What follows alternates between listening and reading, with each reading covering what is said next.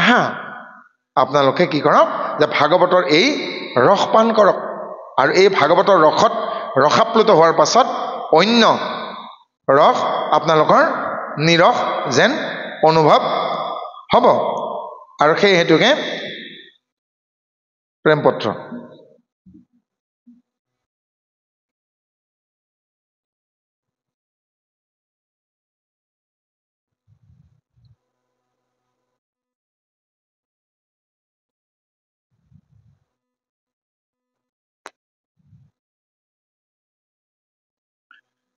আৰু এনেকৈ আমাৰ ভাগৱতৰ মাহাত্ম্যত আপোনালোকে এই 10টা বাক্যত জন্মাদস্যৰ পৰা ভূবিভাৱলৈকে সমস্তখিনি আছেগে আপোনালোকে বুজিবৰ চেষ্টা কৰিব পঠন কৰিব চেষ্টা কৰিব পাঠন কৰিব চেষ্টা কৰিব ইয়াৰ সাৰ উদ্ধাৰ কৰিবলৈকে চেষ্টা কৰিব তেতিয়া দেখিবগে আপোনালোকৰ জীৱন ধন্য হ'ব আৰু আপোনালোক নিজেই মহিয়ান হৈ পৰিবগে যিমান পাৰি আপোনালোকে চেষ্টা কৰিব আপোনালোকৰ উঠি অহা প্ৰজন্মৰ মনৰ সংশয়বোৰ শংকাবোৰ দূৰ কৰিবলৈকে এটি সুন্দৰ প্ৰশ্ন আহিছেগে আমি সাধাৰণতে অকাৰ্য কৰোঁতে যি বাক্য কওঁ সেইবোৰ বাক্য আমাৰ দেহৰ প্ৰভাৱ পৰেনে সাধাৰণতে যেতিয়া মনৰ অমিল ঘটে মতান্তৰ হয় মানুহে তৰ্কাতৰ্কি কৰে তৰ্ক বিতৰ্ক কৰে আৰু তৰ্ক বিতৰ্ক কৰোঁতে যেতিয়া মানুহ উত্তেজিত হৈ পৰে উত্তেজিত হৈ পৰোঁতে মানুহে শ্লীলতাৰ সীমা চেৰাই যায় আনকি চৈধ্যবোৰো উদ্ধাৰ কৰি গালি পাৰে শ্লীলতা ভদ্ৰতাৰ সীমা চেৰাই যায় সেইকাৰণে গালিবলৈ কি বুলি কয় অশ্লীল বুলি কোৱা হয় গতিকে এই অশ্লীল শব্দবোৰে আমাৰ কিহত প্ৰভাৱ পেলায় আৰু কিহত প্ৰভাৱ নেপেলায় এটা কোটিটকীয়া প্ৰশ্ন এই প্ৰশ্নৰ উত্তৰ পাব লাগিলে ইংলেণ্ডত এখন কিতাপ আছে ব্ৰিটিছ স্লেং ৱৰ্ড মানে ইংৰাজী গালিৰ কিতাপ আৰু শেষ পৃষ্ঠালৈকে 100 পৃষ্ঠাৰ কিতাপখন শেষ পৃষ্ঠালৈকে বেয়া বেয়া গালি আছে কিন্তু শেষ পৃষ্ঠাৰ একেবাৰে শেষৰ বাক্যটো কিন্তু ভাল বেয়া কিতাপখনৰ শেষ পৃষ্ঠাৰ সেই বাক্যটো ভাল কি বুলি কৈছে কিতাপখনত পৃথিৱীৰ এনেকুৱা কোনো এটা ভাষাত এনেকুৱা এটা গালি নাই যিটো গালি বা অশ্লীল শব্দই কাৰোবাৰ আত্মাত প্ৰভাৱ পেলাব পাৰে এই গালি বা অশ্লীল শব্দবোৰে মানুহৰ মন আৰু মানসিকতাত হে কেৱল প্ৰভাৱ পেলায় অৰ্থাৎ এজন মানুহে আন এজন মানুহক গালি দিওঁতে মন আৰু মানসিকতাতহে প্ৰভাৱ পৰেগৈ ই আত্মাত প্ৰভাৱ নপৰে কিহৰ কাৰণে আত্মা এনে এটা বস্তু যাক অস্ত্ৰই নাকাটে জুয়ে নুপুৰে বতাহে নুৰুৱাই পানীয়ে ক্লেদাক্ত নকৰে কৃষ্ণই অৰ্জুনক 2য় অধ্যায়ত আত্মা সম্পৰ্কে অৰ্জুনক এনেদৰে গীতাত বুজনি দিছেগে নৈনং সিন্দ্ৰন্তি শিশ্ৰাণি নৈনং দহকি পাবকঃ না সৈনং ক্লেদন্তপহু না সুসতি মাৰুতাঃ আত্মা এনে যাক অস্ত্ৰে নকাটে আত্মা এনে যাক অগ্নিয়ে নদহে আত্মা এনে যাক ধুমুহা বতাহ নুৰুৱাৱে আত্মা এনে যাক জলে ক্লেদাক্ত নকৰে এটা শাৰীত ক'বলৈকে গ'লে আত্মা অছেদ্য অদাহ্য অশস্য অক্লেদ্য চিৰসনাতন শাশ্বত আত্মা এই আত্মাৰ ওপৰত অস্ত্ৰ শস্ত্ৰ অগ্নি বায়ু জল আৰু গালিৰ লেখ মাত্ৰ প্ৰভাৱ নকৰে আত্মা কাৰো হত্যাৰ বাবে দায়ী নহয় আত্মাক কোনেও হত্যা কৰিব নোৱাৰেগে আৰু এই আমাৰ যি শৰীৰ এই শৰীৰৰ ধ্বংস হ'ব শৰীৰৰ অপক্ষয় হ'ব শৰীৰৰ ক্ষয় হ'বগে শৰীৰৰ মৃত্যু হ'বগে কিন্তু আত্মাৰ মৃত্যু নহয় এই বিষয়েও কৃষ্ণই অৰ্জুনক সুন্দৰকৈ কৈছেগে যে হে অৰ্জুন শুনা গালিটো বাদেই দিয়া অস্ত্ৰ শস্ত্ৰও জুয়েও ইয়াক একো কৰিব নোৱাৰে মাত্ৰ এজন ব্যক্তিৰ যেতিয়া মৃত্যু হয় তেতিয়া তেওঁৰ দেহটোৰহে ক্ষয় হয় আত্মাৰ বিনাশ নঘটে ৱাসংসি জীৰ্ণানি যথা বিহায় নান্যনি সংগতি নৱানি দেহি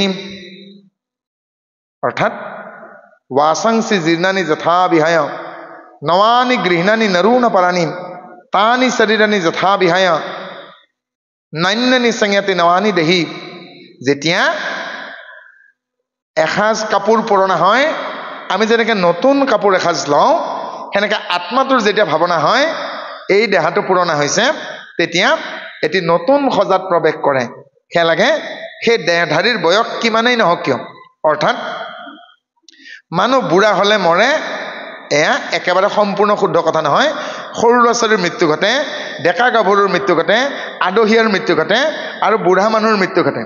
এটা কথা মনত ৰাখিবগে, গোটেই পৃথিৱীখন ভগৱন্তৰ কাৰণে এখন চোতাল। সময় হ'ল এজাক বলিয়া ধুমুহা, কাল হ'ল ভগৱন্তৰ হাতৰ বাঢ়নীডাল। আজিৰ ভাষাত বাঢ়নী বুলি কওঁ, আগতে খুঁটা বুলি কৈছিল। বাঢ়নীডাল লৈ পেলাই আয়ে, বাইদেৱে, ভনীয়ে, বোৱাৰীয়ে জীয়ৰীৰ চোতাল নাসাৰেনে? চোতালখনত কি কি পৰে? ধূলিকণা আৰু গছৰ পাত। গছৰ পাত কেইখিলা জানেনে? বটানীৰ ভাষাত কৈছে, উদ্ভিদ ভাষা মাত্ৰ 4 খিলা। এডাল গছত কেইলা গছৰ পাত লাগিছে মোক দৰকাৰ নাই, কিন্তু গছৰ পাত 4 খিলা। কি কি? কোমলীয়া পাত, পুৰঠ পাত, পকা পাত আৰু শুকান পাত। কোমলীয়া পাতখিনিক সৰু ল'ৰা ছোৱালীৰ লগত তুলনা কৰক, পুৰঠ পাতখিনিক ডেকা গাভৰুৰ লগত তুলনা কৰক, পকা পাতখিনিক আদহীয়াৰ লগত তুলনা কৰক, যিয়ে নিজৰ ল'ৰা ছোৱালী বিয়া পাতি দিছেগে আৰু যিকোনো মতত সৰি পৰিব আৰু পকা আমটোৰ দৰে। সেই শুকান পাতকেইটা বুঢ়া মানুহ, নহয় জানো? কেৱল বুঢ়া মানুহে মৰেনে? মাকৰ গৰ্ভৰ পৰাও কেতিয়াবা মৃত সন্তান জন্ম পায়, নহয় জানো? কেঁচুৱাও নমৰেনে? বোলে অন্নপ্ৰাশনৰ আগদিনাখনে মৰি থাকিব লাগে নে? ইমানখন ৰভা পাতিলে, ইমানখন মানুহ মাতিলে, হয় নহয়? বোলে মোৰ আগতে অঘৰত আনিবলৈ কি বোলে কৰং আছিলে, আজি মহতি পেলালে দাম পাৰে ডেকা ল'ৰাটো। ৱাই, ৰাতিপুৱা মই যাওঁতে গা ধুৱাই আছিল মাকে। চকুৰ পচাৰতে ঘটি গ'ল ঘটনাটো। ডেকা ল'ৰা ছোৱালীও মৰে, গাভৰু মৰে, বিয়াৰ দিনাখনো মৰে, নে বিয়াৰ পাছদিনাখনো মৰিব পাৰে, সি আঁঠুৱাৰ তলতো মৰিব পাৰে, পানীত পৰিও মৰিব পাৰে, বুঢ়া হৈ মৰিব পাৰে। কিন্তু মনত ৰাখিব, যেতিয়া ধুমুহা আহে, সেই তামোল ছিঙি লৈ যায়, নাৰিকল ছিঙি পেলাই, আমডাল মহতিয়াই পেলাই, কঁঠাল জোপা মাজতে ভাঙি যায়গে, কিন্তু ছজিনা গছডাল বতাহৰ লগতেই নাচি থাকে। কেইটামান পকা পাত কৰে, আকৌ ছজনাডাল থাকিয়ে যায়গে। কিয় কাৰণে? ছজিনাডালৰ সেই ইলাষ্টিচিটি, সেই স্থিতিস্থাপকতা গুণটো আছেগে। তেওঁ কোমল, আৰু তেওঁ কোমল কাৰণেই, আৰু তেওঁ নাচিব পৰাৰ কাৰণে বতাহজাকৰ লগত। আপোনালোকে বৰদৈ চিলা বুলি কয়, আমি বাৰদৈ চিখলা বুলি কওঁ বড়ো ভাষাত। বাৰ মানে বতাহ, দৈ মানে পানী, চিখলা মানে পাগলী ছোৱালীজনী, নহয় জানোকে? সেই পাগলী ছোৱালীজনী আহিলেতো চব মহতিয়াই লৈ পেলাই, নহয় জানোকে? গতিকে সেই ধুমুহা বতাহজাকতো কিন্তু ছজিনাডাল নাভাঙে। গতিকে ঈশ্বৰৰ ইচ্ছা নহ'লে এটি গছৰ পাতো নসৰেগে। আৰু সেই কথা ভীষ্মই অন্তিম কালত স্বীকাৰ কৰি থৈ গৈছে। কাৰ আগত? সমস্তৰ আগত তেওঁ স্বীকাৰ কৰিছে, এওঁে কাল, কাল বুলি জানিবাগে, হৰিণাই চেলেকে বাঘৰ গাল। মোৰ আচৰিত লাগে, ভীষ্মই তেতিয়া কৈছেগে, সমস্তখিনি তেওঁৰ জ্ঞাত, অজ্ঞাত একো নাই। তথাপিতো কেতিয়াবা হে পাণ্ডৱ, তোমালোকৰ মন্ত্ৰণাদাতা, অৰ্জুনৰ ৰথৰ সাৰথি, কেতিয়াবা আকৌ তোমালোকৰ প্ৰস্তাৱ লৈ যাওঁতেকে দুৰ্যোধনে বান্ধি থব খোজে, দুৰ্যোধনে বান্ধি থব কৃষ্ণৰ ওচৰত, আকৌ পিছদিন আৰু কেইদিনমান পাছত আকৌ সহায় ভিক্ষা কৰি আহিছেগে। কিমান বিচিত্ৰ তেওঁৰ নাটক, নহয়নে? সেয়েহে তেওঁ দি দিলে, কি ক'লেগে? এওঁহি কাল। আৰু ভীষ্মই সেইকাৰণে কৈছে, মোৰ বহুত অপৰাধ হৈ গ'ল। আগৰ জন্মত মই অষ্টবসুৰ ৫ম জনা আছিলো। সোম, আপ, অনিল, অনল, কি কি আছিল মনত পৰিছে আপোনালোকৰ? অষ্টবসু। ধৰ্ম কি কৰিলেগে? ধৰ্মই কাক বিয়া কৰালেগে? দক্ষ প্ৰজাপতিৰ 10জনী কন্যাক বিয়া কৰাইছিল। ধৰ্মৰ পত্নী বসু, বসুৰ পুত্ৰ অষ্টবসু। সোম, আপ, ধ্ৰুৱ, অনিল, অনল, প্ৰভাস, প্ৰত্যুষ, এই অষ্টবসুৰ প্ৰভাসেই যি বশিষ্ঠৰ কামধেনু ৰচিত প্ৰথমতে হাত দিছিল। আৰু সেই গোমাতাক চুৰিৰ অপৰাধত তেওঁলোকে মনুষ্য জীৱন ধৰিবলগীয়া হৈছিল। বশিষ্ঠৰ অভিশাপত সাধাৰণ মানুহৰ দৰে লাঞ্ছনা, গঞ্জনা আৰু তিৰস্কাৰৰ পাত্ৰ হ'ব লগা হৈছিল। আৰু পুনৰ এই কুৰু বংশৰ তেওঁ অভিভাৱক হিচাপে শকুনিৰ পৰামৰ্শত, কুট কৌশলত আকৌ মৎস্য দেশৰ ৰজা বিৰাট ৰজাৰ ঘৰৰ গোহালি চুৰ কৰি আকৌ তেওঁ তিৰস্কৃত হ'বলগীয়া হৈছিল। আৰু সেয়েহে কৃষ্ণ শেষত ক'লে, বহু অপৰাধ হৈ গ'ল, মোক ক্ষমা কৰিবা। তেতিয়া কৃষ্ণই কি ক'লে? অনুশোচনাৰ সমান প্ৰায়শ্চিত্ত নাই। তুমি যে অনুশোচনা কৰিলা, তোমাৰ প্ৰায়শ্চিত্ত হৈ গ'ল। কৃষ্ণৰ স্পৰ্শত 672ডাল বানৰ আঘাতেৰে জৰ্জৰিত ভীষ্মৰ শৰীৰৰ পৰা দুখ ব্যাধি নোহোৱা হৈ গ'ল। আৰু কৃষ্ণই আশীৰ্বাদ দিলে ভীষ্মক। কি বুলি দিলে? আমি কি বুলি কওঁ? চালত কোমোৰা, পুখুৰীত মাছ, ভঁৰালত ধান, এইহে আমাৰ আশীৰ্বাদ। কিন্তু কৃষ্ণই সেই আশীৰ্বাদ দিয়া নাই। বিহাৰী মানুহ বা মাৰোৱাৰী হ'লে কি দিব? ফল ফুল দুধ নাহাও, জীয়েকক আশীৰ্বাদ দিয়ে, গিৰিৰৰ ইমান টকা হওক যাতে তোক গাখীৰেৰে গা ধোৱা। কিন্তু ভীষ্মক সেই বুলি আশীৰ্বাদ দিয়া নাই কৃষ্ণই। কি বুলি কৈছে? হেম দুক্ষম অনাগতম প্ৰত্যবায় নাবিদ্যতে, অৰ্থাৎ হে দেৱব্ৰত, হে শান্তনু নন্দন, হে গাংগেয়, এই জীৱনত যি দুখ ভোগ কৰিলা, কিন্তু অনাগত ভৱিষ্যতে যি দুখ আহিবলগীয়া আছিল তাকো মই আঁতৰ কৰি দিম। প্ৰত্যবায় নাবিদ্যতে, তুমি এটা আত্মা, মই পৰমাত্মা, মোৰ তুমি মিলিত হ'বৰ বাবে সমস্ত প্ৰকাৰৰ বাধা মই উৰাই দিলোঁ। There will be no' speed breaker. Speed breaker নাথাকিলে গাড়ী কেনেকুৱা লাগে? ডেকা ল'ৰাবিলাকে চলাই ভাল পায়, হয় নহয় জানো? হয়নে? গতিকে স্পীড ব্ৰেকাৰ নোহোৱা ৰাস্তা, তোমাৰ জীৱন পথ, তোমাৰ জীৱন যাত্ৰা মসৃণ হওক, তুমি মোতেই লীন যাবা। আৰু সেয়েহে শেষ প্ৰাৰ্থনা ভীষ্মই কৈছেগে, তুমি তেতিয়া মোক সেনেকৈ সান্তনা দিছা, তোমাক মই ভৰসা কৰিছোঁ, গতিকে মোৰ সময় হ'ল, মই যামগে, এই দেহা এৰিম। কিন্তু এটাই মাত্ৰ প্ৰাৰ্থনা, তুমি মোক অনাদৰ নকৰিবা, অনাশ্ৰিত নকৰিবাগে, তোমাতে মোক স্থান দিবা। যাব দেখেৰো মই ইটো কলে মৰ, মকই আপেক্ষিবা তুমি বাপগদাধৰ। হে প্ৰাণপতি, মোৰ দেহা এৰিবৰ সময় হ'ল আৰু মই দেহা এৰিম। মই এতিয়া আত্মাহে মাত্ৰ, তুমি যিহেতু পৰমাত্মা, হে কৌমুদী গদাধাৰী, তুমি কৌৰাগেৰে গোটেই বিশ্ব জগতক আমোদিত কৰি ৰাখিছা, মোক তুমি আশ্ৰয় দিবা, মোক তুমি নিৰাশ্ৰয় নকৰিবা। আৰু ভগৱন্ত কৃষ্ণই স্পৰ্শ কৰি সমস্ত দুখ যন্ত্ৰণাৰ পৰা মুক্তি দি ভীষ্মৰ আত্মাক সামৰি ল'লে। গতিকে সেই ভীষ্মই জানিছিল বাক্য দুখে এটি মন কলুষিত কৰিব পাৰেগে, কিন্তু বাক্য দুখে কেতিয়াই শ্লাঘিত বাক্যই, অশ্লীল বাক্যই আত্মাত আঘাত কৰিব নোৱাৰে। আৰু তাৰ প্ৰমাণ বিদুৰে দিছে। বিদুৰ অতিষ্ঠ হৈ ধৃতৰাষ্ট্ৰক কৈছেগে, দাদা, শ্ৰীগালকক খেদি ৰাখিও শাৰ্দুলক, শিয়ালক খেদি পাণ্ডৱক আদৰি আনক। কিন্তু খং উঠি ধৃতৰাষ্ট্ৰই বিদুৰক কি বুলি ক'লে? দূৰ হ জাৰজ মোৰ চকুৰ আগৰ পৰা। পৃথিৱীৰ আটাইতকৈ অশ্লীল গালিটো দিলে ধৃতৰাষ্ট্ৰই বিদুৰক। কি বুলি ক'লেগে? হে পিতৃ মাতৃৰ পৰিচয় নোহোৱা জাৰজ, তুমি মোৰ চকুৰ আগৰ পৰা আঁতৰ হোৱা। বিদুৰে কি বুলি ক'লে?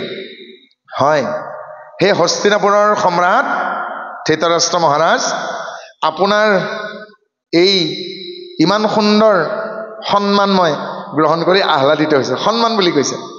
আপুনি যি মোক এই শ্লাঘিত বাক্যৰে মৰ্যাদা দিছে, মই নাভাবোঁ এজন জাৰজে হস্তিনাপুৰৰ মহামন্ত্ৰীৰ পদত থাকক। মই এইমাত্ৰই অব্যাহতি লৈছোঁ। আৰু পাগুৰিটো ককায়েকৰ চৰণত দিলে, ধনুষৰ গদা দুৱাৰত আউজাই থলে আৰু ক'লে, মহাৰাজ, দুটি কথা সুধিম আৰু আপুনি পাৰিলে মোক উত্তৰ দিব। আপুনি যে মোক জাৰজ বুলি ক'লে, আপোনাৰ মাতৃৰ নাম নিশ্চয় অম্বিকা। অম্বিকা মাতৃৰ নিশ্চয় শ্ৰুতিমালা নামৰ এগৰাকী দাসী আছিল। আপোনাৰ আইতা সত্যৱতীয়ে যেতিয়া বংশৰক্ষাৰ স্বাৰ্থত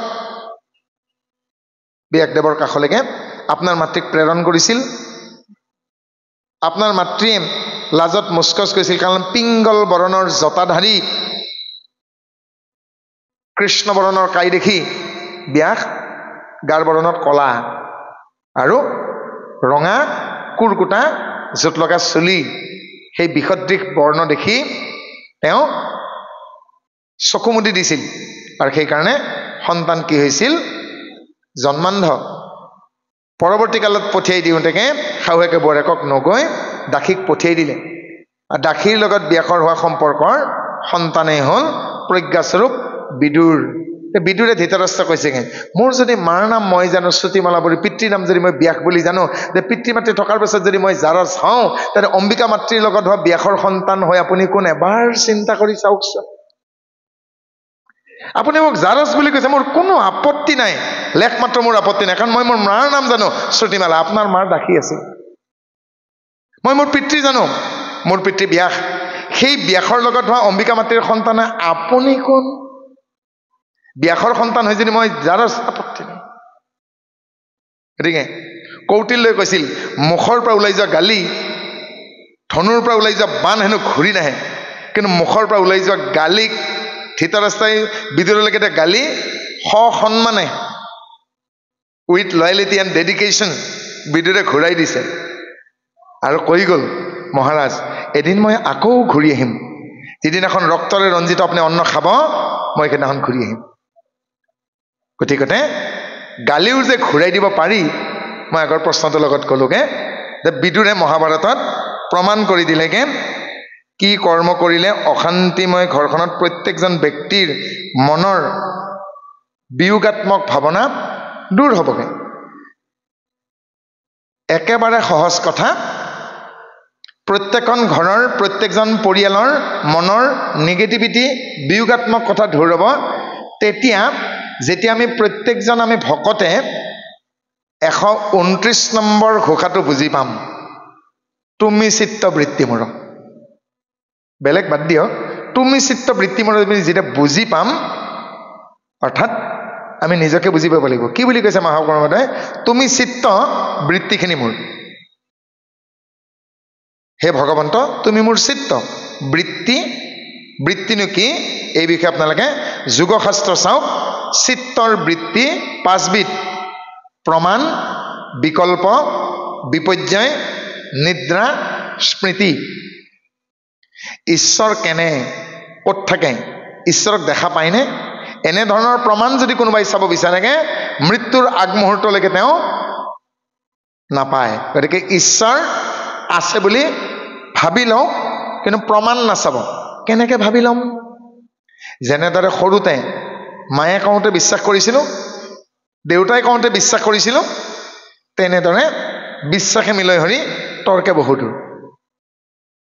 আৰু বিশ্বাস ইয়াৰ পাছত বিকল্প। এজন ভাগৱতীয়ে যেতিয়া ক'ব ভাগৱত পাঠ কৰি অন্য উপায়ো আছে, তেতিয়াহ'লে তেওঁক যদি প্ৰশ্ন কৰা হয় অন্য উপায় যদি আছে আপুনি আকৌ ভাগৱতত বহিছে কিয়? এজন ব্যক্তিক মই কালী মন্দিৰ এটাত পাঠ কৰি থকা দেখা পালোঁ, আৰু তেতিয়া তেওঁক ক'লো, বাপ কালী মন্দিৰত ভাগৱত পাঠ কৰি আপুনি কৈলাশ পাব নে স্বৰ্গ পাব নে বৈকুণ্ঠ পাব? মোক কিন্তু উত্তৰটো নিদিলে।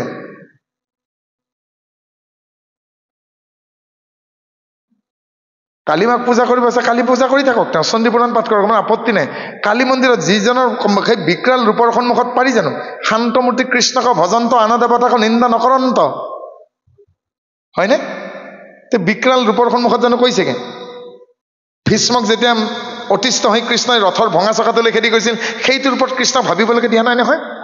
এটি মিচিকীয়া হাঁহিৰে সৈতেগে, হালধীয়া পাট কাপোৰৰ ধুতিখনেৰে সৈতেগে, বৈ পৰা চেলাউজিৰে সৈতেগে, পদুমৰ পাহিৰ দৰে আয়ত চকুৰে সৈতেগে, শংকৰ সদৃশ গ্ৰীবাৰ সৈতেগে, কৰ্ণত মকৰ কুণ্ডলৰ সৈতেগে, হাতত শংখ চক্ৰ গদাপদ্মৰ সৈতেগে, আকুঞ্চিত কেশৰে সৈতে, আজানুলম্বিত হস্তৰ সৈতে, সিংহ বন্দৰ স্কন্ধৰ সৈতেগে, বনমালা, বৈজৱন্তীমালা, হেমহাৰ, গজমুকুতাৰ হাৰ, পুষ্পমালাৰ সৈতেগে, পদুমৰ কলি সদৃশ নাভি পদ্মৰ সৈতেগে, বহল বক্ষস্থলত শ্ৰীবৎস পান্তিৰ সৈতেগে, কণ্ঠকূপত কৌস্তৱ মণিৰ সৈতেগে, চৰণৰ দ্বিতীয় আঙুলিত উজ্জন্তীৰ সৈতেগে, চৰণৰ খাৰগাঁঠিত নুপুৰৰ সৈতেগে, কঁকালত তেওঁ লজ্জানী বাৰৰ হালধীয়া পাতল ধুতিখনেৰে সৈতেগে, কঁকালত তেওঁ ৰঙা মেখলাৰে সৈতেগে, তাৰ ওপৰত ৰত্নৰ হুৰৰে সৈতে, তাৰপিছত স্বৰ্ণৰ কিংকিনীৰে সৈতেগে,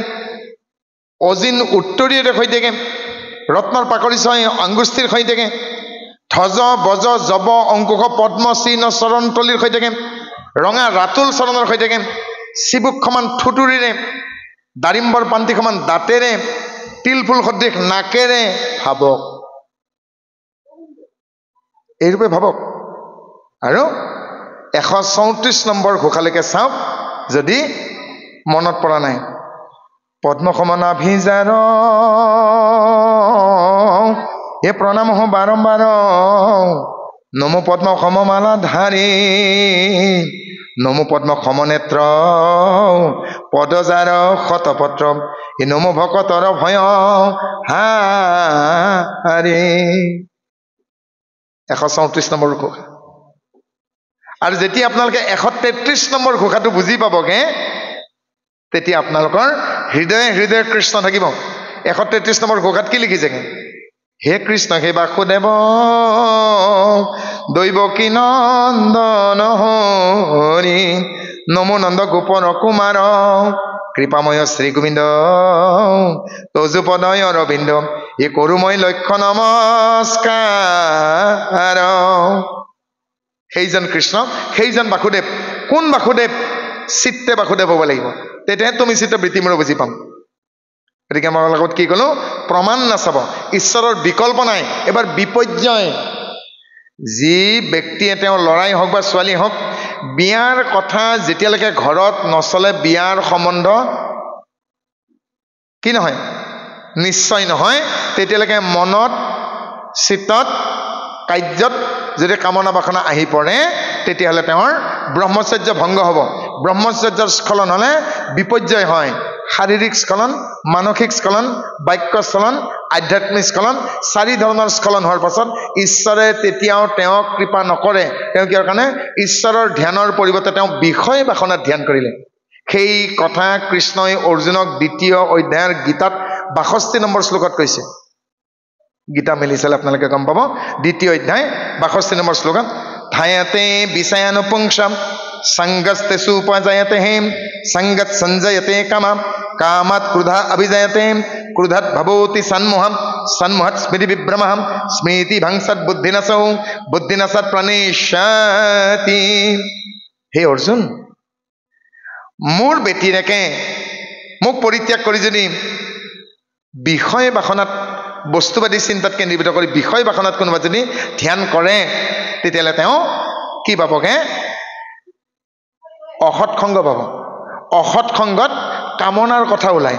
কামনা চৰিতাৰ্থ কৰিব নোৱাৰিলে মানুহৰ মনত সহজাত প্ৰবৃত্তি খঙৰ উদয় হয়, ৰুদ্ৰভাৱ। তথাপিতো যেতিয়া কামনা চৰিতাৰ্থ নহ'বগে তেওঁৰ মনত হিপনটাইজ, মেচমৰাইজ যাব। কি হ'বগে? মোহ উৎপজিব আৰু আত্মমোহৰ কাৰণে তেওঁ সন্মোহিত হ'ব।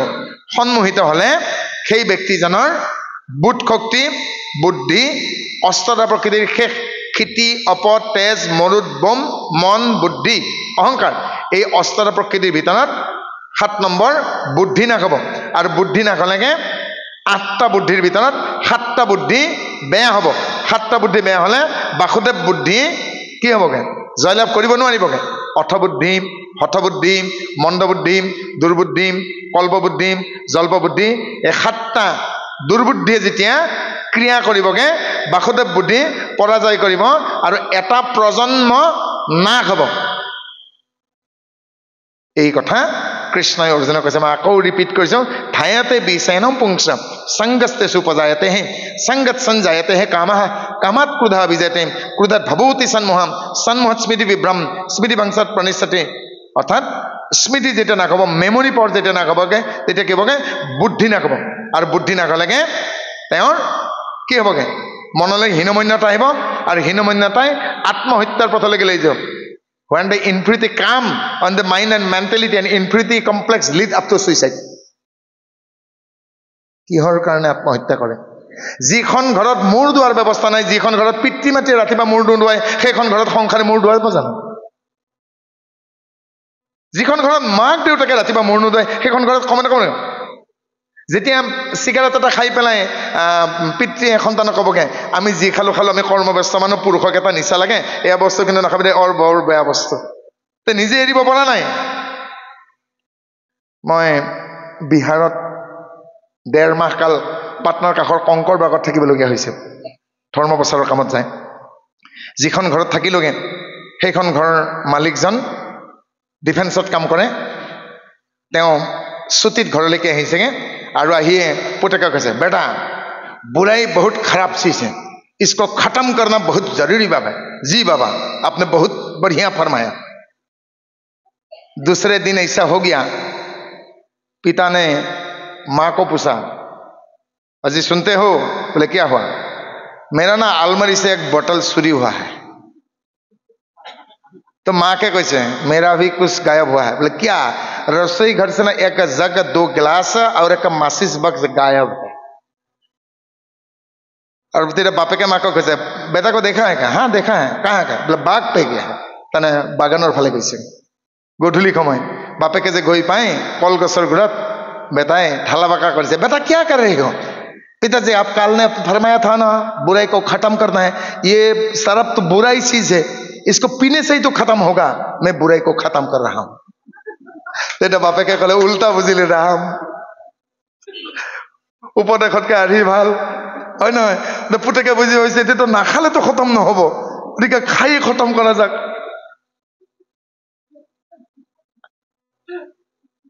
গতিকতে কি কৰিব লাগিব গে আমি নিজেই পৰিত্যাগ কৰিব লাগিব হয়নে গতিকে এতিয়া কবও নাপায় ফটামুখ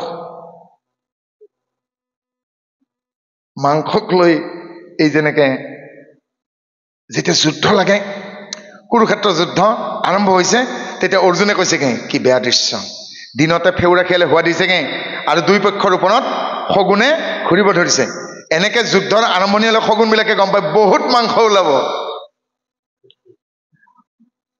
কৃষ্ণক অৰ্জুনে কৈছেগে সখা মই একদম কিবা লাগিছে মচৰ খাই ধৰিছেগে মোৰ যদি আমাৰ যদি দ্ৰৌপদী ফালৰ পৰা 5টা পুত্ৰ হয়নে মোৰ যদি আকৌ সুভদ্ৰাৰ ফালৰ পৰা অভিমন্যু ভীমৰ যদি ঘটোৎকচ নাতি যদি বৰ্বৰিক থাকে মানে কৰ্ণৰতো 3টা পুত্ৰ দুৰ্যোধনৰ পুত্ৰ আমাৰে পুত্ৰ নহয় জানো হয়নে ইয়াত কোনো মৰামৰি নহব জানো যেনেকে শগুন বিলাকে আকাশত ঘূৰিছে বহুত মাংস ওলাবগে কি হল কবনৰ হঠাৎ জাতিটোৰ মাংসক লৈ গণ্ডগোল লাগিব হয়নে নাপায় এয়া সভ্য জাতিৰ সভ্য কথা নহয় হয়নে কাৰণ মাংস খাই এটা জাতি বাছি নাথাকে শংকৰদেৱ আমাক গজনমুতিৰ ব্যৱস্থা কৰি থৈ গৈছে গতিকে মই আহ্বান দিছো সনাতন বৈদিক হিন্দু শব্দৰ অৰ্থ হল শান্তি আমি যদি কাবাক প্ৰাণ দিয়াৰ অধিকাৰ নাই তেতিয়াহ'লে কাবাৰ প্ৰাণ লোৱাৰো অধিকাৰ আমাৰ নাই গতিকে মই সমস্ত সনাতন হিন্দু ভাইসকলক অনুৰোধ কৰিছোগে সনাতন হিন্দু মানে যদি শান্তি হয় আহক আমি সামাজিকভাৱে যিকোনো কাৰ্যতে সেয়ালৈকে বিবাহতে দিয়া মাংসই হওক সেয়ালৈকে কোনো দেৱ দেৱী পূজাৰ কাৰ্যতে হওক সেৱা কৰোঁতে হওক আমি হত্যা হিংসাক পৰিত্যাগ কৰোঁ আমি বলি দিয়া কাৰ্য আমি বন্ধ কৰোঁ কাৰণ আমাৰ যদি কাবাক প্ৰাণ দিয়াৰ অধিকাৰ নাই কাবাক জানো প্ৰাণ লোৱাৰ অধিকাৰ আছে গতিকে আমি সনাতন হিন্দু সমাজে প্ৰথম বৰ্জন কৰোঁ হিংসা কাৰ্যটো তাৰপিছত আনক কওঁ আমি কৰিছোঁ তোমালোকে কৰা আমি নিজে নকৰি বাৰু আনক নিজকে আমি পৰিষ্কাৰ কৰিব পৰা আনক জানো আমি দুখ ধৰাৰ অধিকাৰ আছে গতিকে কাকো ব্যক্তিগত মানে সমস্ত সনাতন হিন্দু ভাইসকলক কৈছোঁ যে সনাতন বৈদিক শব্দৰ অৰ্থ হ'ল অহিংসা যদি অহিংসাই হয় আহক আমি একশৰণ ভাগৱত ধৰ্মলৈকে আহক এখন অহিংসা নীতিৰে পৰিপুষ্ট হোৱা এখন শান্তিৰ পৃথিৱী এখন অহিংসাৰ পৃথিৱী এখন শাকাহাৰী পৃথিৱী পাৰিলে নিৰামিষ শব্দটো ত্যাগ কৰক গুৰুচৰিতত চাবচোন শাকে পাতে এমুঠি লোৱা হ'ল কোনোবা আটাই কৈছে নেকি মাধৱদেৱক শংকৰদেৱক কি ললা হে আজি নিৰামিষ খালো আছে নেকি গুৰুচৰিতত নাই শাকে পাতে এমুঠি লোৱা হ'ল দক্ষিণলৈকে যদি যায় তেতিয়াহ'লে লক্ষ্মী কি বুলি কয় জানা চাকম্ভৰী শাকৰ ৰাণী গতিকে শাকাহাৰী শব্দটো লওক মাৰোৱাৰী হোটেল ৰাজস্থানী হোটেলবিলাকত কি লিখি থাকে শাকাহাৰী ভোজনালয় কিন্তু বেংগলী ৰেষ্টুৰেণ্টবিলাকতহে লিখা থাকে এখানে নিৰামিষ পোৱা যায় ভৱিষ্যত প্ৰজন্মই কি ক'ব নিৰ্মাণে পানী আমিষ মানে মাছ মাংস কণী বা ডিমটোক যদি পানীৰে বইল কৰা হয় মাছ আৰু মাংস যদি তেলত ভাজি তাতে পানী দিয়ে নিৰামিষ হৈ যায়গা গতিকে নিৰামিষ শব্দটোকে মচি পেলাওক তাৰ সলনি সেই বঙালী শব্দটো ব্যৱহাৰ কৰাকে আপোনালোকে লিখক শাকাহাৰী শাকে পাতে লোৱা হ'ল আমি কি কোনোবাই সুধো আপোনালোকে কি খায় আমি খাই নিনিম আপোনালোকে কওক আমি শাকান্নভোজী শাকযোগ অন্ন অসমীয়া শব্দ আমি শাকান্নভোজী ভকত কাৰণ এই যে শৰাইখন আগবঢ়োৱা হৈছেগে কি আছেগে 4 মুঠি চাউল 4 মুঠি মগু 4টা কল 4 টুকুৰা আদা 4 টুকুৰা নাৰিকল 4 টুকুৰা কমলা 4 টুকুৰা কুঁহিয়াৰ সব গজি থকা আদাৰ গছ হয় ধানৰ গছ হয় কলৰ গছ হয় তিয়হৰ গছ হয় কুঁহিয়াৰৰ গছ হয় নাৰিকলৰ গছ হয়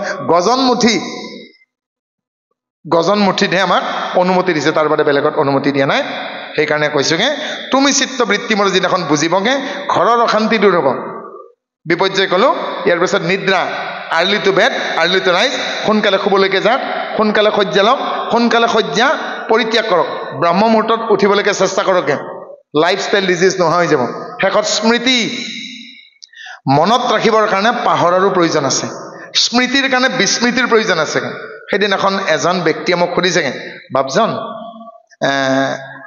আপোনালোকে কেনেকৈ মনত ৰাখে আমাৰ কি ফুটা কলহ নেকি মনত যে নাথাকে বোলে ঠিক আপোনাৰ যে ফুটা কলহ বুলি গম পাইছে এৱা ঘটত পানী নথব ঘট পুৰিব লাগে আৰু ফুটা কলহত পানী নথব হয় নাই বাতিব লাগিলে কি কৰিব লাগিব কলহটো দৰকাৰী কথাবিলাকত প্ৰয়োজনীয় কথাত গুৰুত্ব দিয়ক অদৰকাৰী কথাবোৰ পৰিত্যাগ কৰক যেনেকৈ তামোল এডাল নাৰিকল এডাল ওপৰলৈকে উঠি গৈ আছে বগুনাবোৰ তললৈকে পৰিছে এটা এটা ঘাট ৰৈ গৈছে পুৰণা পকা পাত বগুনা ৰাখি থয় নেকি তামোল গছডালে চাউ গছডালে নাৰিকল গছডালে তামোল গছডালে নাৰিকল গছডালে ওপৰলৈ উঠি যাওঁতেনে সেই নিজে নিজেই বগুনাবোৰ তললৈকে পেলাই দিয়ে গতিকে যিসমূহ অপ্ৰয়োজনীয় কথা আপোনালোকে 10 বছৰ আগত পিন্ধা যিখিনি ফটা কাপোৰ সৰু কাপোৰ আপোনালোকৰ গাত হ'ব নেকি তেনেকৈ আপোনালোকে পৰিত্যাগ কৰক যেনেকৈ আত্মাই পুৰণা দেহ এটা পৰিত্যাগ কৰে আপোনালোকেও পুৰণা কথাবোৰ পৰিত্যাগ কৰক কোনে বেয়াকৈ কৈছিল কোনে কি কৰিছিল যোৱাকালি আপুনি কিহেৰে ভাত খালে কি প্ৰয়োজন সেইখিনি মনত ৰখাৰ আৰু সেই অপ্ৰয়োজনীয় কথাবিলাক মনত ৰখাৰ কাৰণে প্ৰয়োজনীয় কথাবিলাক মনত ৰাখিব নোৱাৰে গতিকে স্মৃতিৰ কাৰণে বিস্মৃতিৰো প্ৰয়োজন আছে আৰু এনেদৰে বহু কথা আছে শেষত আমাৰ আৰু ভালেখিনি আমাৰ অতিথি আছে জ্ঞানী গুণীজন আছে ভাগৱত ভাপদম ভাবুকম গপদম জ্ঞানম ৱপদম বৈষ্ণৱম তপদম তত্ত্বদৰ্শন ভাৱনা চিন্তা সত্য শুদ্ধ হ'লে ঈশ্বৰে কৃপা কৰিলেগে আগৰ যুগৰ অপ্ৰয়োজনীয় নিৰৰ্থক কৰ্ম কাণ্ড পৰম্পৰা পৰিত্যাগ কৰিলেগে জীৱনৰ যাত্ৰা পথত আপোনালোকে সন্তৰ সংগ লাভ কৰিবগে আৰু সন্তৰ সংগত জীৱনৰ দৰ্শন পাব শ্ৰেয় কি প্ৰেয় কি গ্ৰহণীয় কি বৰ্জনীয় কি নিন্দনীয় কি মৰ্যাদাযুক্ত কি আৰু সেইদিনাখন বুজিব বিচাৰ আচাৰ প্ৰচাৰ শংকৰদেৱ গুৰুজনাই মাধৱদেৱ মহাপুৰুষে ব্যাসে কৃষ্ণ অৰ্জুনক কৃষ্ণ উদ্ধৱক মূলতঃ 3টা কথাই দিলে বিচাৰ আচাৰ প্ৰচাৰ determination self implementation and the next publication কৰিম কি নকৰিম কি গ্ৰহণীয় কি বৰ্জনীয় কি নিন্দনীয় কি গ্ৰহণীয় কি এয়া হ'ল বিচাৰ কৰি যদি শুদ্ধ সত্য পাইছেগে তেতিয়াহ'লে আপোনালোকে নিজৰ জীৱনত আচৰণ কৰক সেলফ ইমপ্লিমেণ্টেশ্যন আৰু যেতিয়া নিজে উপকাৰ পাইছেগে আনকো উপকাৰ কৰক পাব্লিকেশ্যন তাৰপিছত প্ৰচাৰ আৰু গুৰুজনাই সেয়েহে প্ৰথমতে বিচাৰ কৰিছিল আৰু সেই বিচাৰ নিজে জীৱনত প্ৰয়োগ কৰিছিল আৰু তাৰ পাছত প্ৰচাৰ কৰিছেগে মাধৱ পুৰুষে তেওঁকে অনুসৰণ কৰিলেগে যিদিনাখন ধোৱাহাটাত প্ৰথমবাৰৰ বাবে শংকৰদেৱ মাধৱদেৱ মিলিত হয় তেতিয়া মাধৱদেৱে শংকৰদেৱক 3বাৰ সেৱা কৰিলে তেতিয়া মাধৱদেৱক সুধিছেগে মাধৱ সম্বন্ধত আচলতে তুমি মোৰ ভাগিন হবা বোলে কিয় বোলে তোমাৰ মাতৃৰ নাম মনোৰমা নহয় জানো বোলে হয় গুৰুজন তোমাৰ মাতৃক মই বাইদেউ বুলি সন্মান কৰোঁ বোলে বাইদেউৰ সন্তান হ'লে ভাগিন তুমিনো মোক আজি 3বাৰ কিয় সেৱা কৰিলা বোলে গুৰুজন বংশৰ গুমস্তা মানে জ্যেষ্ঠজন বুলি জানি প্ৰথমতে এচৰু তামোল পাণ আৰু কৰি কেইটামানৰ সৈতে আপোনাৰ চৰণত সেৱাভাগ জনাইছিল দ্বিতীয়বাৰ কিয় কৰিলা বোলে ঈশ্বৰ তত্ত্বলৈ অদ্বৈতবাদলৈ বাদ হ'ল শেষত তৰুমূল শ্লোকেৰে আপুনি মোক পৰাস্ত কৰিলে পৰাজিত হোৱা যেনে বিজয়ীজনৰ ওচৰত আত্মসমৰ্পণ কৰিব লাগে বোলে মই সেইকাৰণে দ্বিতীয়বাৰ সেৱা এতিয়া আকৌ যাবৰ বেলিকা তুমি আকৌ এবাৰ কিয় মোক সেৱা কৰিলা বোলে আহোঁতে কিয় কৰিলে গম পালোঁ তৰ্কত হাৰি সেৱা কৰিলে মই গম পালোঁ এতিয়া আকৌ 3 নম্বৰবাৰ সেৱা কৰি গ'লে বোলে এই মুহূৰ্তৰ পৰাই আপোনাক মই মোৰ ইষ্টগুৰু হিচাপে মানি ল'লোঁ আৰু সেয়েহে মাধৱদেৱে 3বাৰ সেৱা কৰিলে আৰু সেইকাৰণে কি ক'লে মাধৱদেৱে কি লিখিলে শংকৰে সংশয় চেদি সেইজনে গুৰু যিয়ে শিষ্য বা শিষ্যাৰ মনৰ সংশয় ছেদন কৰিব পাৰে, সেইজনে ছাত্ৰ বা ছাত্ৰী যিয়ে মনৰ খোকোজাখিনি শ্ৰেণী কোঠাতেই তেওঁ বুজি লয় আৰু দূৰ কৰে। যিসকল ছাত্ৰ ছাত্ৰীয়ে মনৰ খোকোজা সংশয়খিনি শ্ৰেণী কোঠাত আখোৱাখিনি দূৰ কৰি ল'ব নোৱাৰেগে, তেওঁ পৰীক্ষাত ভাল নম্বৰ নাপায় আৰু তেওঁ সুখ্যাতিৰে উত্তীৰ্ণ হ'ব নোৱাৰে। সেইজনে শিক্ষক যিয়ে ছাত্ৰ ছাত্ৰীয়ে প্ৰশ্ন কৰিলে খং নকৰে, বেয়া নাপায় আৰু এই 100জনে হওক 200জনে হওক ছাত্ৰ ছাত্ৰীৰ মাজৰ পৰা কোন ছাত্ৰই মন দিছে, কোনে মন দিয়া নাই, কোন অমনোযোগী, কোনে ফেল কৰিছে আৰু কিয় ফেল কৰিছে, এইবিলাক কথা এটা বুজি পোৱা নাপায়। কিয়ৰ কাৰণেকে সকলো ছাত্ৰ ছাত্ৰীৰে যিটো IQ লেভেল, ধাৰণ ক্ষমতা, যিটো ধাৰণ ক্ষমতা একে নহয়। কিয় ধাৰণ ক্ষমতা একে নহয়? ক্ষিতি, অপ, তেজ, মৰুদ্বম, এই পঞ্চভূত, এই পঞ্চভূতৰ পৰা 25টা তত্ত্ব সন্তানৰ গালৈকে আহে পিতৃ মাতৃৰ পৰা। তাৰ ভিতৰত বায়ু তত্ত্বৰ পৰা শেষৰ যিটো গুণ, সেই গুণটো যদি পিতৃ মাতৃৰ পৰা নাহে, তেতিয়াহ'লে সেই ল'ৰা ছোৱালীৰ ধাৰণ ক্ষমতা খুব কম। বায়ু তত্ত্বৰ পৰা অহা শেষ তত্ত্বটো বা শেষ গুণটো হ'ল ধাৰণ। কিমান তেওঁ ধাৰণ কৰিব পাৰিব, কেপাচিটি বিল্ডিং, এণ্টাৰপ্ৰেনাৰশ্বিপ, এই সমস্তখিনি বায়ু তত্ত্বৰ পৰা আহে। গতিকে কেৱল কামনা বশতঃ সন্তানক এই পৃথিৱীত আনিলেই নহ'বগে। মই বাৰে বাৰে কৈছোঁ, সভাবোৰত ভাগৱতত কৈছোঁগে, সন্তান গাত অহাটোৱে খোজখবৰি নহয়। এজনী গাভৰু ছোৱালী বিয়াৰ পাছত গৰ্ভৱতী হোৱা খবৰটোৱে ভাল খবৰ নহয়। ভাল খবৰ মই তেতিয়া বুলি ক'ম যেতিয়া গাভৰু ছোৱালীজনীয়ে, ডেকা ল'ৰাটোৱে ইজনে সিজনক বুজিব, এই বুলি বুজিব দুয়ো একো একোটা আত্মাহে আৰু দুয়ো অধিকৰ্তা পৰমাত্মা। আইগৰাকী যেতিয়া স্বামীক বিষ্ণু বুলি গ্ৰহণ কৰিব, স্বামী যেতিয়া লক্ষ্মী বুলি গ্ৰহণ কৰিব, তাৰ পাছত যেতিয়া তেওঁলোকৰ মাজৰ ভেদাভেদ দূৰ হ'বগে আৰু স্বচ্ছতা, ট্ৰান্সপাৰেঞ্চি, যেতিয়া দুইজনে দুইজনৰ লগত কোনো কথাই নুলুকুৱাবগে, পানীৰ দৰে স্বচ্ছ হ'ব, তাৰ পাছত ভাল খবৰটো আহক। আৰু তাৰ পাছত যদি ভাল খবৰ আহে, নিশ্চয় তেওঁলোকে শংকৰ মাধৱ হৰিদেৱ দামোদৰক আকৌ পাব, আকৌ বীৰ মূলা গাভৰুক পাব, বীৰাংগনাক পাব, আকৌ লাচিতক পাব, আকৌ চুকাফাক পাবগে, আকৌ নৰনাক পাব, আকৌ চিলাৰ দৰে চুমাৰি শত্ৰুৰ ওপৰত জঁপিয়াই পৰা চিলাৰাক আকৌ পাব। যদি শেষ ৰাতিৰ সন্তান হয়, নিশাৰ শেষ ভাগৰ সন্তান হয় আৰু স্বামী স্ত্ৰী দুইজনক যদি বুজে, আধ্যাত্মিক ভাৱ যদি আছে, বিয়াৰ আগতে যদি শৰণ হ'ব পাৰিছেগে, গুৰু পৰিচয় যদি হৈছেগে, মনত যদি মানৱীয়তা আছেগে আৰু যদি দানৱীয়তা থাকে, তেতিয়াহ'লে কামনাৰ পাত্ৰ হ'ব আৰু কামনাৰ চৰিত্ৰ কৰিবলৈ যি সন্তান আহিবগে, সেই ৰাক্ষস আৰু দানৱৰ বাহিৰে বেলেগ একো। আৰু সেইকাৰণে খন্তেকীয়া মনৰ চঞ্চলতাৰ আৱেগৰ ঊৰ্ধত গৈ যদি উচ্ছৃংখলভাৱে কেৱল কামনাখিনি চৰিতাৰ্থ কৰিবলৈকে যায়, they are only the product of biological needs. Biological needs fulfil কৰি কোনেও অৰ্গাজম লাভ কৰিবলৈ নাই। চৰম তৃপ্তি লাভ কৰিব লাগিলে পৰমাত্মাৰ সন্মুখত চাৰেণ্ডাৰ কৰিব লাগে, টোটেল চাৰেণ্ডাৰ। যেতিয়ালৈকে টোটেল চাৰেণ্ডাৰ, সম্পূৰ্ণ আত্মসমৰ্পণ নহয়, এই দেহ তোমাৰ, এই মন তোমাৰ, এই বাক্য তোমাৰ। গতিকে কেৱল শাৰীৰিক সান্নিধ্যই প্ৰেম নহয়, প্ৰেম সেনেকুৱাই। কেনেকুৱা বাৰু? লাজ মান অপমান সন্মান ভাৱ সমস্তখিনি দূৰ কৰি আৱৰণ খুলি হৃদয় জিৰায়। প্ৰেম তেনেকুৱাই যে আৱৰণ খুলি হৃদয় জিৰায়। দুজন বোবা মানুহৰ মাজত প্ৰেম হ'ব পাৰে, হৃদয়ে হৃদয়ে যদি সম্পৰ্ক থাকে, ভাষা তাত বাহুল্য জঞ্জাল মাত্ৰ। দুজন বোবা মানুহৰ মাজত প্ৰেম হ'ব নোৱাৰে নেকি? পাৰে। তেওঁলোকে আকাৰ ইংগিতেই প্ৰেম কৰে। গতিকে প্ৰেম বিশাল পৰিষদ।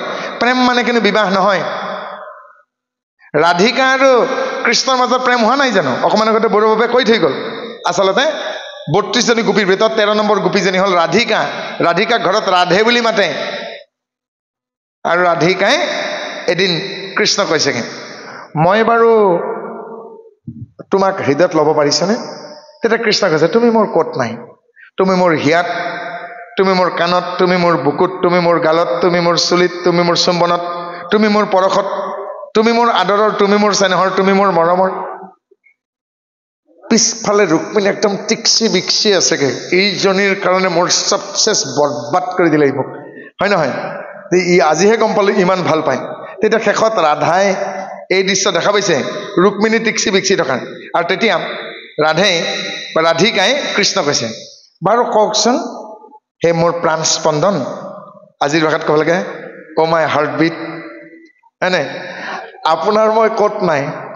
তেতিয়া কৃষ্ণই কপালখনত যেন এটা মহকামুৰি যেনেকৈ চটপকৈ মাৰি পেলাই কৈছেগে, বেয়া নাপাবা, তুমি মোৰ কপালত নাই। তেতিয়াহে ৰুক্মিণীয়ে লাহেকৈ কৈছে, বাচি গলো। তথাপিতো কি আমি ৰাধিকা আৰু কৃষ্ণৰ প্ৰেম অস্বীকাৰ কৰিম নেকি? থকা হ'লেতো বিয়াই কৰালেহেঁতেন, নহয় জানো? গতিকে তথাপিতো প্ৰেম মানে কিন্তু কেৱল শাৰীৰিক সম্পৰ্কই নহয়গে। গতিকে মই সেইদিনাখনে খোজখবৰিটো পাই ভাল লাগিব, যিদিনাখন স্বামীয়ে স্ত্ৰীয়ে স্বামীৰ, ডেকাটোৱে গাভৰু পত্নীৰ ডেকাৰ চকুৰ ভাষা পঢ়িব পৰা হ'ব, মনৰ কথা বুজি পোৱা হ'বগে। অফিচৰ পৰা আহিছেগে স্বামীয়ে, দিনটোত 10 যোৰা আলহী সৎকাৰ কৰিছে, কি কত কিমান কাম, তাৰ মাজত মানে খুব চেপি পেলাই হাঁহিটো দিছেগে ঘৈণীয়েকে আহিলে। কিন্তু সেই চেপা হাঁহিটোৰ মাজত গিৰিয়েকে গম পাইছে যে হাঁহিছে যদিও দিনটোত বহুত যাতনা পাৰ হৈ গৈছে, হয়তো আজি বহুত কষ্ট হৈছে শ্ৰীমতী, হয়নে? গতিকে মুখখনে টিভিটো হোৱা দি এই ৰাতিপুৱা আপোনালোকে কি কৰে, নিউজ পেপাৰ নপঢ়ে জানো? নিউজ পেপাৰ মানে কি? North east west south post and present event review, দেশৰ চাৰিকোণাৰ খবৰ। ঠিক এনেকে স্বামীয়ে স্ত্ৰীয়ে স্বামীৰ মুখত দেশৰ চাৰিকোণাৰ খবৰ, দেশৰ মানে তালিব শব্দ গুচাই হতো দিয়ক, দেহৰ। স্বামীয়ে স্ত্ৰীৰ পত্নীৰ মুখখন দেখি ক'ব লাগে, দেহটোৰ উত্তৰ দক্ষিণ পূব পশ্চিম ঊৰ্ধ্ব অধ বায়ু অগ্নি ঈশান্যৰী। আজি বৰ কষ্ট হৈছে ন তোমাৰ, হয় নাই? যদিও মাকে কৈছে যিমান ক্ষয় নিয়াবি, যিমান হাতখন ক্ষয় যাব, যিমান কম কৰিব সিমানে তই নিজৰ হৈ পৰিবিগে, তাইহে গম পাইছে, নহয় জানো? গতিকতে জীৱন যুঁজৰ ঠাই, শুবৰ সকাম নাই।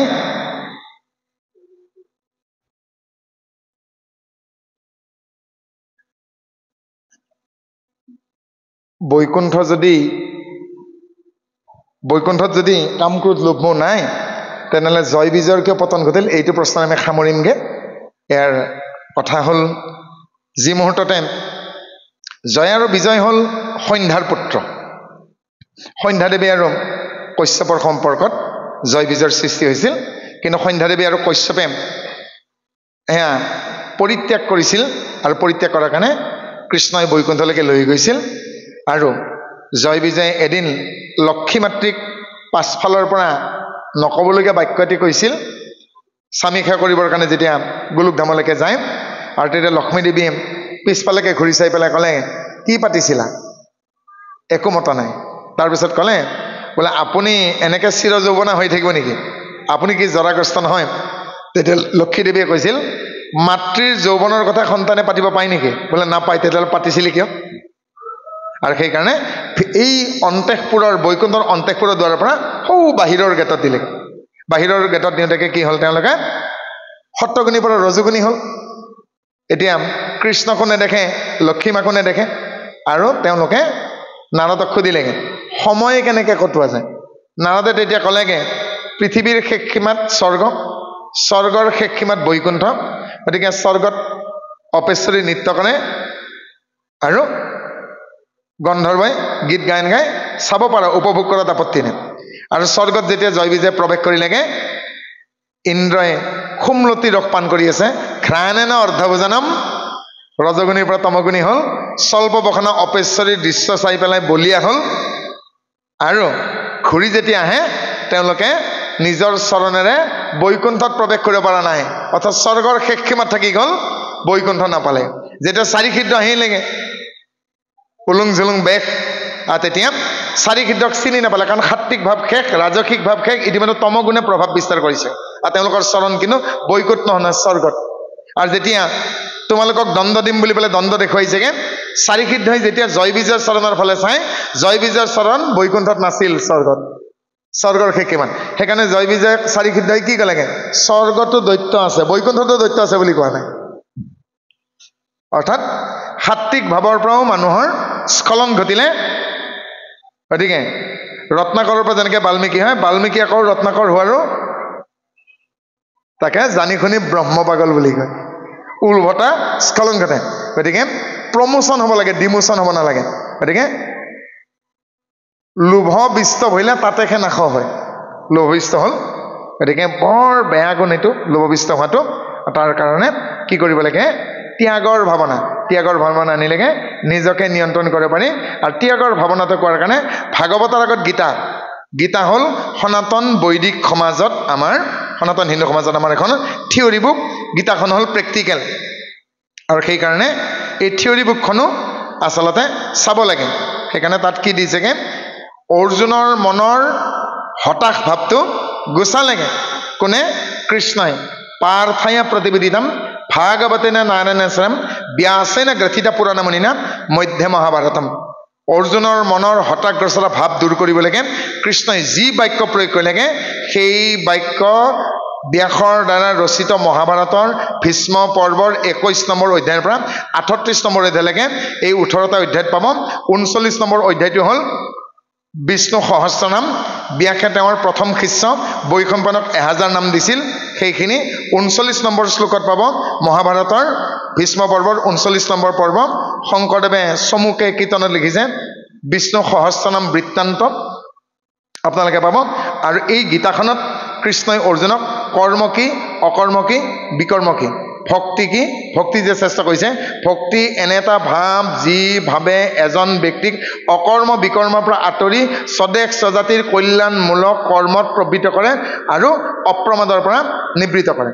গতিকে এই ভক্তিৰ ভাৱনালৈকে আহক, যি উপায়েৰে অকৰ্ম বিকৰ্মৰ পৰা আঁতৰি থাকিব পাৰিম, স্বদেশ স্বজাতিৰ কল্যাণমূলক কৰ্মত প্ৰবৃত্ত হ'ব পাৰি। আৰু কিয় ক'লে? অৰ্জুনে অনুৰোধ কৰিছিল কৃষ্ণক, কি বুলি অনুভৱ কৰিছিল?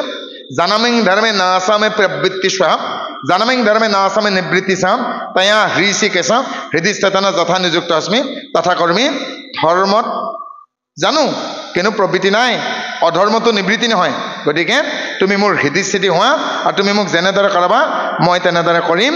ক'বলগীয়া বহু কথা আছিল, যাবলগীয়া বহু বাট আছে, ভাগৰুৱা দেহা আৰু অনেকজন আছেগে। গতিকে বাকীখিনি আমি থৈ মোৰ অসাৰুৱা ভাষণ ইমানতে সামৰিছোঁ। কাৰণ আমি বৰ মৌমিঠা ভাষাৰে আমি ক'বলৈকে নাজানো। আপোনালোকেতো জানেই জনজাতি মানুহবিলাক অলপমান ঠৰঙা দেই। গতিকে ব্যাকৰণৰ অশুদ্ধতা আছে। গতিকে হ'বপৰীয়া বাক্য দ্ৰোহৰ সমস্তখিনি মৰিখন বিচাৰি ভৱিষ্যতে কওক।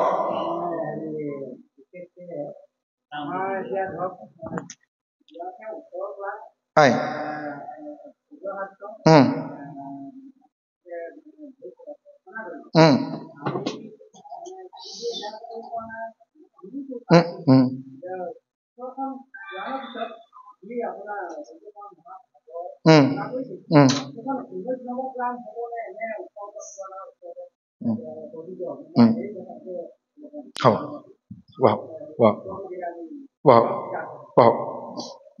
একদম চিম্পুল কথা।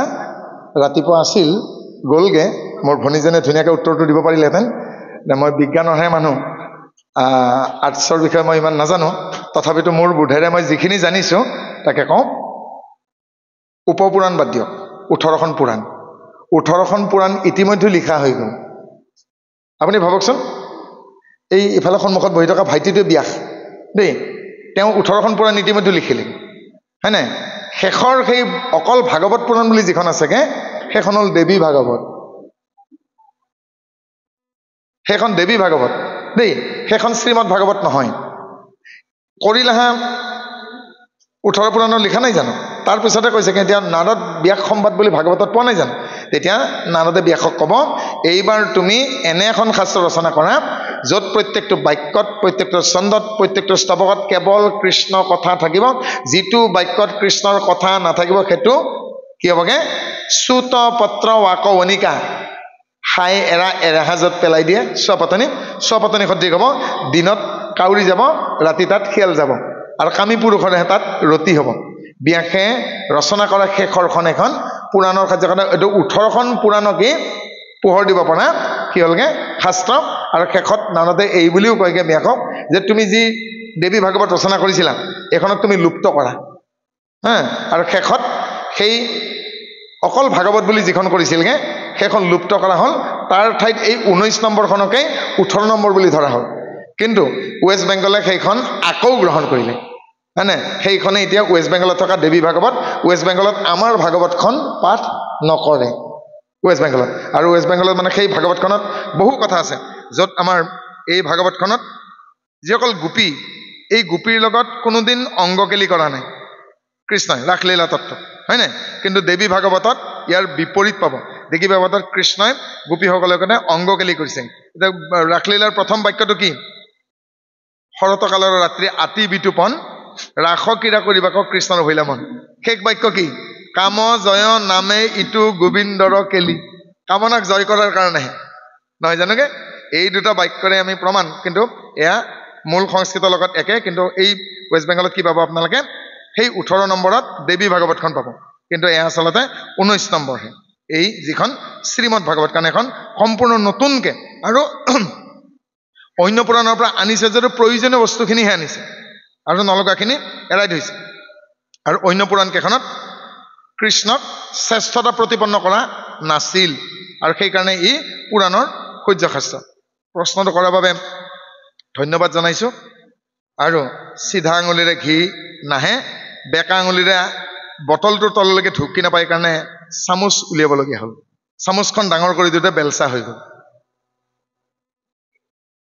সেইকাৰণে আলহী কেতিয়াবা কি কৰেগে মই হাতেৰে নাখাওঁ পানী কম মোক সৰু বেলচাখন দিয়ক মানে চামুচ বাপে চামুচ এখন ব্যৱহাৰ কাৰণে ধন্যবাদ দিছোঁ অদূৰ ভৱিষ্যতে আপোনালোকক আমি আকৌ পাম প্ৰসন্ন বৰা বাপজনা আহিছেগে তেওঁ লখিমপুৰ জিলাৰ অন্তৰ্গত নাৰায়ণপুৰৰ পৰা 5 কিলোমিটাৰ পূবলৈকে জৰাবাৰী চাৰিআলিত গৃহ অৰিজিনেলি তেওঁ আপোনালোকৰ ওচৰৰে শিৱসাগৰ জৰাবাৰীৰ তাৰ পৰা তেওঁলোকে 3খন গাঁও উঠি গৈছে এতিয়া বৰ্তমান নাৰায়ণপুৰ নিবাসী আমাৰ শ্ৰীমন্ত শংকৰদেৱ সংঘৰ এসমৰ সেৱা বাহিনীৰ বৰগীত শিল্পী আৰু ভাল প্ৰসংগ কৰে আৰু এজনে আমাৰ ভাল সেৱক আছিল এতিয়া আমাৰ ভাতৃ কালি নিভমৰা চেনেলৰ যোগেদি আজিৰ অনুষ্ঠানটো এডিটিং কৰাৰ পাছত 4 দিন বা 5 দিন পাছত আপোনালোকে কালি নিভমৰাৰ মাধ্যমেৰে এই সমগ্ৰ অনুষ্ঠানটো আপোনালোকে দৃশ্যশ্ৰাব্য মিডিয়ামত ইউটিউবত আপোনালোকে চাবলৈ সক্ষম হ'ব লগতে আমাৰ ভাতৃ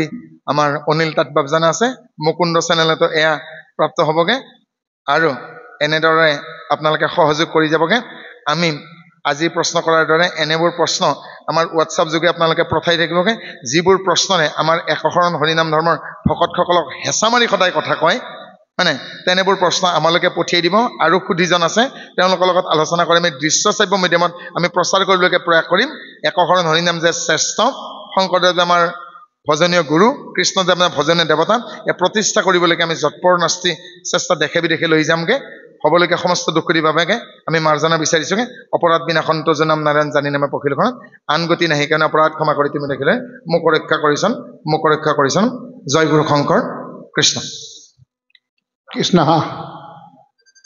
আও হৰি আও ৰাম ব্ৰহ্ম